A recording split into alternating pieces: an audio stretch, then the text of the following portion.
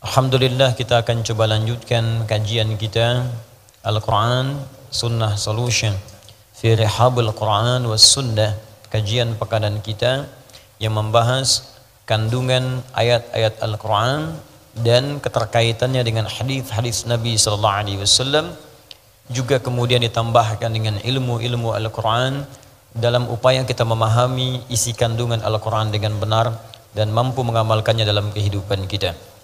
Semoga dengan itu kita digolongkan ke dalam satu golongan yang disebut oleh Nabi sallallahu alaihi wasallam sebagai golongan terbaik, manusia paling baik yang pernah hidup di bumi. Ini pernah disampaikan dalam salah satu hadis yang diriwayatkan oleh Imam Al-Bukhari. Beliau menerima hadis ini dari seorang bernama Hajjaj, Hajjaj bil Minhaj, menerima dari Syu'bah menerima dari Alqamah ibnu Marthad. Alqamah ibnu Marthad menerima dari Sa'ad bin Ubaidah. Sa'ad bin Ubaidah menerima dari Abu Abdurrahman As-Sulami. Abu Abdurrahman As-Sulami menerima dari sahabat Uthman ibn Affan radhiyallahu ta'ala anhu. Uthman ibn Affan radhiyallahu ta'ala anhu menerima langsung dari Rasulullah sallallahu alaihi wasallam. Ini silsilah sanad dia, disampaikan kemudian dari Nabi sallallahu alaihi wasallam, khairukum man ta'allamal Qur'ana wa 'allama. Yang terbaik di antara kalian adalah orang yang bisa belajar kandungan isi Al-Qur'an kemudian dia mampu mengamalkannya. Jadi kalau ada orang baik di muka bumi ini, maka di antara yang paling baik itu adalah orang yang mau belajar Al-Qur'an. Ini mengandung banyak pengertian. Pengertian yang pertama, jika kita belajar Al-Quran dengan benar itu, maka yang didapatkan pertama kali dari Al-Quran itu nilai-nilai kebaikan. Jadi kalau Anda belajar Al-Quran, apalagi datang ke tempat ini setiap pekan, ada yang naik pesawat, naik kereta, naik bis, ya, naik sepeda, naik sendal, ya, dan seterusnya sampai tiba di sini untuk belajar Al-Quran. Tapi pelajaran itu tidak merubah dia menjadi lebih baik. Berarti ada yang salah dengan cara dia belajar. Ada yang keliru dengan cara dia menangkap pengetahuan. Sebab seorang yang belajar Al-Quran itu ciri pertamanya, kata Nabi, langsung Nabi yang sebutkan, ciri pertamanya Al-Quran yang ia pelajari akan merubah kepribadiannya, memiliki sifat dan sikap yang baik dalam kehidupan. Jadi kalau antum sudah mengaji di sini, sudah mengaji di sini, pulang dari sini, itu ada perubahan kebaikan. Mata melihat yang baik-baik. Jadi yang tak baik itu sudah nggak bisa dilihat lagi, karena yang kita kaji itu Al-Quran. Kalau antum mendengar, senang yang baik-baik, yang tak baik itu sudah nggak senang lagi. Kalau antum berjalan, senang berjalan pada yang baik, yang tak baik itu sudah nggak enak lagi kemudian dipijak dan dituju. Kenapa? Karena yang kita pelajari Al-Quran. Kalau bukan Al-Quran, mungkin agak berbeda. Tapi kalau Al-Quran, ukurannya hadis langsung, bahkan nanti firman Allah Subhanahu wa Ta'ala. Di dalam Al-Quran surah ke-35 Fatir, di ayat ke-32, ya paling kiri sebelah atas di mushaf. Allah membagi nanti pelajar Quran itu pada 3 bagian. Ada pelajar yang tidak sukses, ada pelajar menuju sukses, ada pelajar yang sukses. Ya, thumma awrathna al-kitaba alladhina istafaina min ibadina. Kemudian kami wariskan isi Al-Quran itu, kandungannya itu kepada hamba-hamba terpilih di antara sekian hamba kami. Masya Allah, jadi kalau antum datang ke sini belajar Al-Quran, antum tuh bukan sekedar datang, Anda dipilih oleh Allah. Betapa banyak orang hidup sekarang di muka bumi. Kenapa Anda yang terpilih ke sini? Kenapa Anda yang datang? Kenapa Anda mau belajar? Investasi waktu, tenaga, ya, juga biaya dan sebagainya. Mau berangkat. Kalau bukan Allah yang gerakan, siapa yang bisa meringankan langkah kita untuk berada di sini? Jadi kalau Allah sudah pilih, Anda kemudian harus yakin dengan pilihan itu. Saya memilih Anda mengerjakan sesuatu, Anda tidak kerjakan dengan baik, bukankah saya kecewa? Allah memilih Anda untuk berubah jadi baik, Andanya nggak jadi baik. Bagaimana kemudian Allah menyikapi itu semua? Jadi kalau Allah sudah pilih Anda untuk berubah menjadi baik, Anda sendiri tidak memilih baik, berarti bukan Allahnya yang salah, Anda sendiri yang menghambat diri sendiri untuk berubah menjadi baik. Maka bertakwalah kepada Allah, senangi diri kita, berbahagialah. Karena ketika Anda sudah mulai berada di majlis ilmu dengan ustaz manapun, maka itu tanda pertama Allah menginginkan kita berubah menjadi orang baik. Itu ada di dalam hadis Al-Bukhari dari sekitar 97 pembahasan, 97 kitab di hadis Al-Bukhari. Di kitab ketiga namanya Kitabul Ilmi. Kitab pertama kitab Bad'ul Wahyi, yang kedua Kitabul Iman, yang ketiga Kitabul Ilmi, nomor hadis 71. Ya paling kiri sebelah atas di kitabnya jilid yang pertama. Nabi langsung menyampaikan riwayat sahabat Abu Hurairah radhiyallahu taala anhu. Diriwayatkan juga hadis ini dari Muawiyah bin Abi Sufyan radhiyallahu taala anhu. Ya an Rasulullah sallallahu alaihi wasallam qaal, apa yang Allah sampaikan melalui lisan Rasulnya. Lihat kalimat nabinya. Man yuridillahu bihi khaira yufaqihhu fid din. Man yuridillahu bihi khaira, siapapun yang diinginkan oleh Allah berubah menjadi orang baik, punya sifat-sifat kebaikan. Man itu ismun mausul, yadullu 'alal fardiyatil 'ammiyah.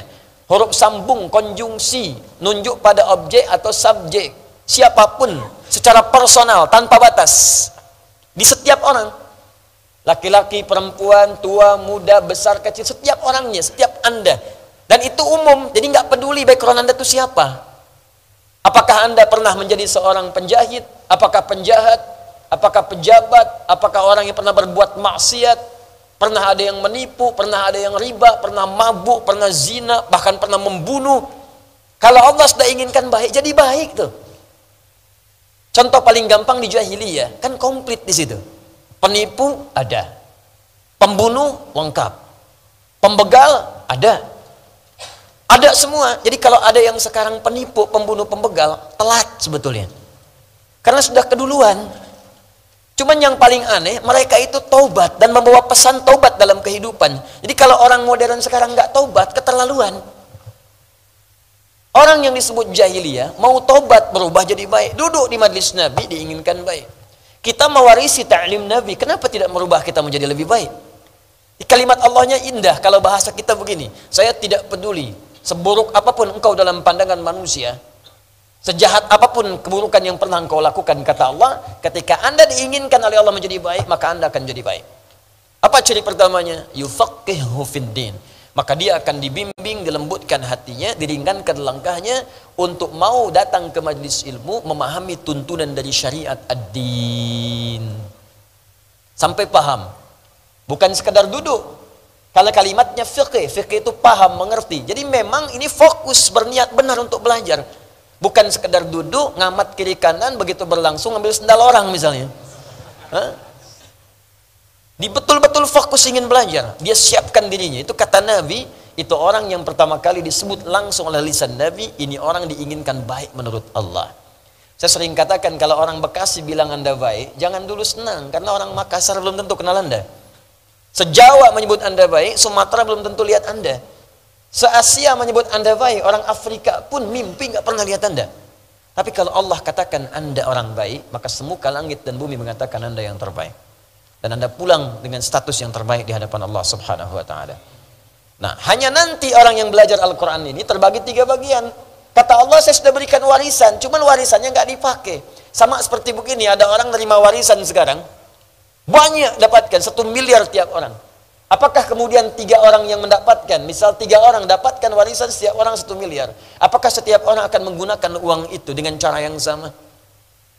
Kadang bisa berbeda. Ada yang bangun madrasah dari uang itu, ada yang bangun masjid, ada yang berderma, dan tidak sedikit yang digunakan untuk bermaksiat dan berfoya-foya saja. Ada yang mendapat warisan langsung dari Allah berisi kitabullah Al-Quran. Bahkan dia bisa datang ke majlis ini untuk belajar Al-Quran. Cuma sayang nanti ada 3 golongan terbagi dari orang itu. 1, wa minhum zalimun li nafsi. Ada orang yang zalim pada dirinya. Sudah Allah inginkan baik, dia mempertahankan keburukannya. Bahkan dia gunakan ayat-ayat Quran itu untuk berbuat maksiat. Ini golongan pertama, hati-hati. Hati-hati ya. Bahkan nanti di majlis ilmu itu ada yang mengutip ayat-ayat Allah, bahkan untuk bertentangan dengan hukum-hukum Allah. Semua agama adalah sama, menuju Tuhan yang sama. Cuman caranya beda-beda. Dipotonglah kemudian ayat-ayat Quran. Quran surat sekian, ayat sekian. Tidak dilengkapi, dipotong sebagiannya jadikan dalil. Hati-hati, ada yang begitu. Awas, karena Al-Quran sudah menyebutkan 15 abad yang lalu. Quran surah kedua Al-Baqarah ayat 204 ya, sampai dengan 206, paling kiri sebelah atas di mushaf. Wa minan nasi may yu'jibuka qawluhu fil hayatid dunya wa yushhidullaha ala ma fi qalbi wa huwa aladdul khisam. Di antara sebagian manusia, ada di antara mereka orang-orang yang kalau bicara itu kata-katanya begitu menarik. Retorikanya cantik. Jadi orang ini kalau bicara tuh memukau kata-katanya. Punya magis kalau bicara. Menarik sekali, bagus rangkaian katanya. Kadang-kadang memotong ayat-ayat Al-Quran dan mengambil nama Allah, tapi dia tempatkan di tempat yang tidak benar. Wa huwa aladdul khisam. Ini musuh paling bahaya. Paling bahaya. Bahkan nanti ada di antara mereka mengambil ayat, digunakan pada yang tidak tepat, bahkan nanti ayat itu digunakan untuk mengolok-olok orang Islam sendiri. Ada di Quran surah keempat nanti, ayat 140.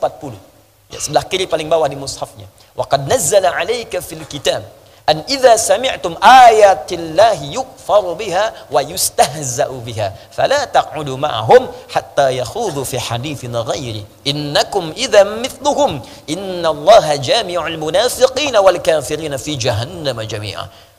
Kata Allah, telah tetap ketentuan dalam Al-Quran, Al-Kitab, jika Anda mendapati orang-orang sengaja mengolok-olok menggunakan ayat Al-Quran atau memutarbalikan isi kandungan Al-Quran. Jadi kalau Allah sudah sampaikan pasti terjadi, itu ada yang demikian. Maka jangan sertai mereka, kata Al-Quran.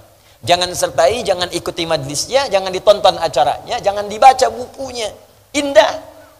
Dan Al-Quran tidak mengatakan cela mereka, tidak. Saking indahnya bahasa Al-Quran, gak usah dicela. Mencela sesuatu yang sudah tercela itu buang-buang energi. Itu perbuatan sudah dicela. Ngapain mencela yang sudah tercela? Cukup tinggalkan saja, kata Al-Quran. Lalu kenapa? Kalau ditinggalkan, nanti dia merasa ada yang salah dalam dirinya, supaya dia balik lagi. Hatta yakhudhu fi haditsin ghairi. Sampai dia balik lagi, kalau sudah balik, rangkul lagi. Itu indah ya. Celaan tidak ada, makian tidak ada, ya, hal-hal buruk tidak ada, hoax tidak usah dibuat, tinggalkan aja. Nanti dia sadar, oh ada yang salah dengan saya. Indah sekali merangkulnya. Balik lagi, baru kita rangkul. Tapi kalau Anda ikuti, innakum idzam mithluhum, lama-lama Anda seperti itu nanti. Statusnya muslim tapi sholat tidak, puasa tidak, azan tertukar di masjid, gak ada yang azan, tempat ibadah lain azan. Masjid kosong, gak ada sholat, tempat ibadah lain ikutan sholat. Bahkan yang paling aneh, masjid banyak kok sholatnya di tempat ibadah lain. Nanti ada yang salah di situ. Nah, jadi teman-teman sekalian, coba kita nilai ya, ini sampai dengan malam ini, di pertemuan saat ini, apakah kajian kita sudah merubah diri kita menjadi lebih baik dalam pandangan Allah? Wa minhum muqtasid, ada orang yang sedang berubah nih, hijrah tengah-tengah. Ya, maksiat tidak, tapi berbuat baik pun bagi yang lain belum. Baru paket hemat untuk pribadinya. Ya, di kalau baca Quran mojok-mojok dekat tiang, ulang-ulang. Bah, silahkan Ustadz jadi imam. Saya belum Ustadz. Masih mengulang dulu, malu nanti. Padahal sudah hafid 30 juz. Itu paket hemat, itu muqtasid. Ya, ada yang dekat mimbar bolak-balik, Masya Allah, khusyuk bacanya. Pak, silahkan jadi imam. Ah, belum, saya masih belajar. Emang Bapak mengulang surat apa tadi? Al-Ikhlas. Tapi dekat mimbar. Itu muqtasid, berubah dia. Bagus daripada tidak sama sekali. Sebelumnya rajin lihat berita, sekarang dia mulai baca Al-Quran. Sebelumnya keluar nggak bawa apa-apa, sekarang naik busway pun bawa mushaf, naik kereta bawa mushaf, bawa aplikasi, baca Quran. Ada perubahan di situ. Masuk paket hijrah, paket pertengahan. Nanti kalau sudah bagus itu, wa minhum sabiqum bil khairati biiznillah. Ada orang ketika mendapatkan Al-Quran itu merubah dirinya menjadi lebih baik karena Allah Subhanahu wa taala. Maka Anda akan merasakan kalau menatap dia sudah nggak suka dengan yang nggak baik lagi. Kalau lihat tayangan nggak bagus nih, palingkan. Mendengar sedang nggak enak dengan topik-topik yang maksiat. Begitu dia dengar nggak bagus nih, palingkan. Ah, itulah yang berhasil itu. Itu yang paling bagus. Jadi kalau Anda ikut ta'lim Al-Quran seperti itu, sampai di situ, maka berbahagialah. Artinya kita sudah masuk dalam wilayah yang dicintai oleh Allah Subhanahu wa taala. Tinggal dipertahankan sampai wafat menghadap Allah. Dan itu yang tidak mudah nanti.